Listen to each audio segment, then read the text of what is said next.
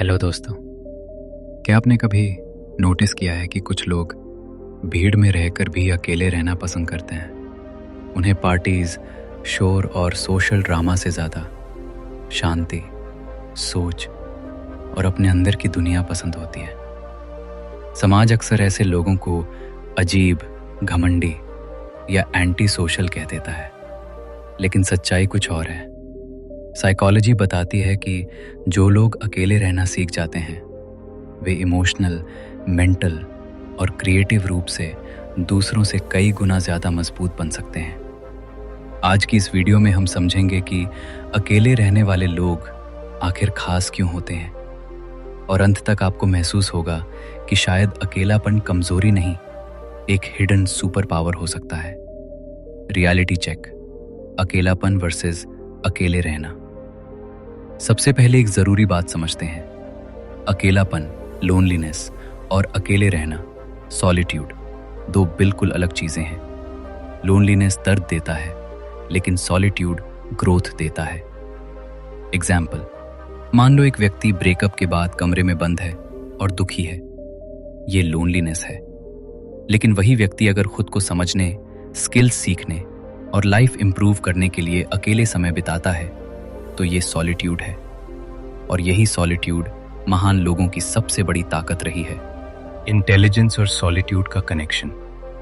कई psychological studies ये संकेत देती हैं कि जिन लोगों का आईक्यू या एनालिटिकल थिंकिंग हाई होती है वे कम सोशल इंटरैक्शन में भी खुश रह सकते हैं, क्योंकि उनका दिमाग लगातार ideas, future planning, deep analysis में व्यस्त रहता है।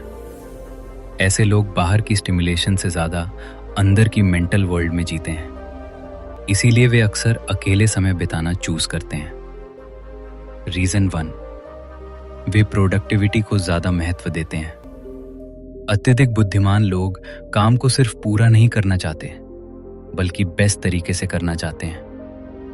ग्रुप वर्क में कई बार छोटी छोटी डिसएग्रीमेंट्स या स्लो डिसीजन मेकिंग उन्हें फ्रस्ट्रेट कर सकती है। इसलिए वे अकेले काम करना पसंद करते हैं, ताकि उनका फोकस और एफिशिएंसी दोनों हाई रह सके। रीजन 2: उनका पर्सपेक्टिव अलग होता है। इंटेलिजेंस और क्यूरियोसिटी अक्सर साथ साथ चलती हैं। ऐसे लोग सतही बातचीत से जल्दी बोर्ड हो जाते हैं, क्योंकि उनका माइंड गहरी चीजों को एक्सप्लोर करना चाहता है। वे लाइफ, पर्पस, सोसाइटी और ह्यूमन बिहेवियर के बारे में ज्यादा सोचते हैं। इसी वजह से वे कई बार दूसरों से इमोशनली डिस्कनेक्ट महसूस करते हैं। रीजन 3: वे खुद के साथ कंफर्टेबल होते हैं। बहुत से लोग अकेले होने से डरते हैं, क्योंकि उन्हें साइलेंस अनकंफर्टेबल लगता है। लेकिन इंटेलिजेंट लोग अपने थॉट्स, इमेजिनेशन, एनरिच्ड रिफ्लेक्शन के साथ सहज होते हैं। अकेलेपन की शांति में उन्हें अपनी असली आइडेंटिटी महसूस होती है। मॉडर्न प्रॉब्लम: सोशल मीडिया और फेक स्टिमुलेशन। आज का इंसान अकेले तो बैठता है, लेकिन सच में अकेला नहीं होता। फोन उठाते ही नई प्रॉब्लम्स शुरू हो जाती हैं। किसी ने रिप्लाई क्यों नहीं किया? दूसरे लोग ज्यादा सक्सेसफुल क्यों दिख रहे हैं? लोग मेरे बारे में क्या सोचते होंगे? इस तरह टेक्नोलॉजी कई बार कंपैरिजन और एंजाइटी का सोर्स बन जाती है। लेकिन जब आप कुछ देर के लिए फोन दूर रखते हैं तो महसूस होता है असल में इस मोमेंट में कोई प्रॉब्लम नहीं थी। एक प्रसिद्ध विचारक ने कहा था, इंसान की अधिकतर समस्याएं इसलिए पैदा होती हैं क्योंकि वो शांत होकर अकेले बैठना नहीं सीख पाता। जब हम बिना डिस्ट्रैक्शन के बैठते हैं तो मन की बेचैनी सामने आती है। पहले पहले गिल्ट, रेस्टलेसनेस, एंजाइटी महसूस होती है, लेकिन धीरे धीरे माइंड काम होने लगता है और हम एक नई क्लैरिटी एक्सपीरियंस करते हैं। रीजन 4: वे क्वालिटी रिलेशनशिप्स में विश्वास करते हैं।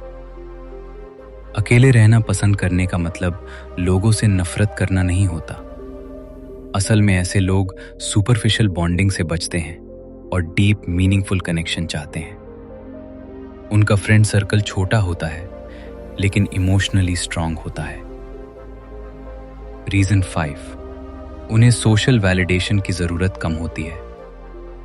बहुत से लोग अपनी हैप्पीनेस को लाइक्स, अप्रिसिएशन और अप्रूवल से जोड़ लेते हैं, लेकिन इंटेलिजेंट पर्सनैलिटी अपने सेल्फ वर्थ को दूसरों की राय पर डिपेंड नहीं करती। वे अपने गोल्स और इनर वैल्यूज के अनुसार जीते हैं। रीजन 6, वे एविड रीडर्स और थिंकर्स होते हैं। रीडिंग ब्रेन को एक्सपैंड करने का सबसे पावरफुल तरीका है। जो लोग अकेले समय बिताते हैं वे अक्सर किताबें पढ़ते हैं, आइडियाज एक्सप्लोर करते हैं, नॉलेज बिल्ड करते हैं। साइलेंस उनके लिए ग्रोथ का एनवायरनमेंट बन जाता है। रीजन 7, उन्हें फोमो कम होता है। फोमो यानी फियर ऑफ मिसिंग आउट। लेकिन डीप थिंकर्स प्रेजेंट मोमेंट में मीनिंग ढूंढते हैं। वे हर इवेंट में जाने की बजाय उस काम में सैटिस्फैक्शन ढूंढते हैं जो उनके पर्पस से जुड़ा हो।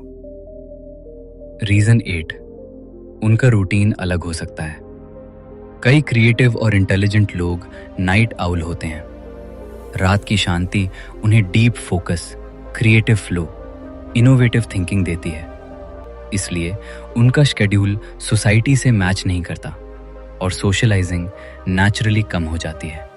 रीजन 9, वे डिसीजंस सोच समझ कर लेते हैं। ऐसे लोग इंस्टेंट रिएक्शन देने की बजाय ऑब्जर्व और एनालाइज करते हैं। वे हर डिसीजन को लॉन्ग टर्म इम्पैक्ट के पर्सपेक्टिव से देखते हैं, इसलिए उन्हें क्वाइट टाइम की जरूरत होती है। Creative power of solitude. इतिहास में कई महान आर्टिस्ट्स, राइटर्स और इनोवेटर्स अकेले समय बिताना पसंद करते थे। साइलेंस इमेजिनेशन को एक्टिवेट करता है। जब बाहरी नॉइज कम होती है तो इनर वॉइस क्लियर सुनाई देती है। अकेलापन क्रिएटिव माइंड के लिए फर्टाइल सॉइल की तरह होता है। लेकिन बैलेंस क्यों जरूरी है? अगर सॉलिट्यूड चॉइस से है तो ये स्ट्रेंथ है, लेकिन अगर social fear, rejection, trauma, depression की वजह से आइसोलेशन है तो ये हार्मफुल हो सकता है।